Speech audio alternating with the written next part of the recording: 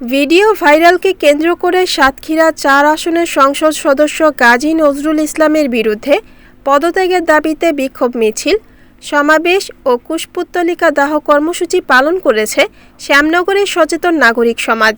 বুধবার দুপুর ১২টায় শ্যামনগর বাসস্টপ মোড় থেকে বিক্ষোভ মিছিলটি শুরু হয়ে শহরের বিভিন্ন সড়ক প্রদক্ষিণ করে শ্যামনগর প্রেসক্লাবের সামনে এসে সমাবেশে মিলিত হয়।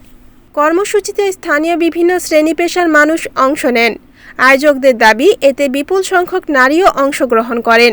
সমাবেশে বক্তারা সংসদ সদস্য গাজী নজরুল ইসলামের বিরুদ্ধে সামাজিক যোগাযোগ মাধ্যমে ছড়িয়ে পড়া ভিডিওকে কেন্দ্র করে উত্থাপিত অভিযোগের তীব্র সমালোচনা করেন এবং একজন জনপ্রতিনিধির কাছ থেকে এ ধরনের আচরণ প্রত্যাশিত নয় বলে মন্তব্য করেন।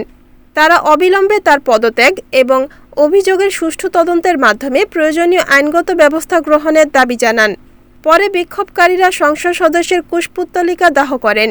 এ সময় তাদের হাতে বিভিন্ন স্লোগান সংবলিত ব্যানার, ফেস্টুন ও প্ল্যাকার্ড দেখা যায়। প্রতিবাদকারীরা বলেন, জনপ্রতিনিধিদের নৈতিকতা ও জবাবদিহিতা নিশ্চিত করা জরুরি। তাই আলোচিত ঘটনায় নিরপেক্ষ তদন্ত করে সত্য উদ্ঘাটন এবং দায় প্রমাণিত হলে দৃষ্টান্তমূলক ব্যবস্থা গ্রহণের দাবি জানান তারা।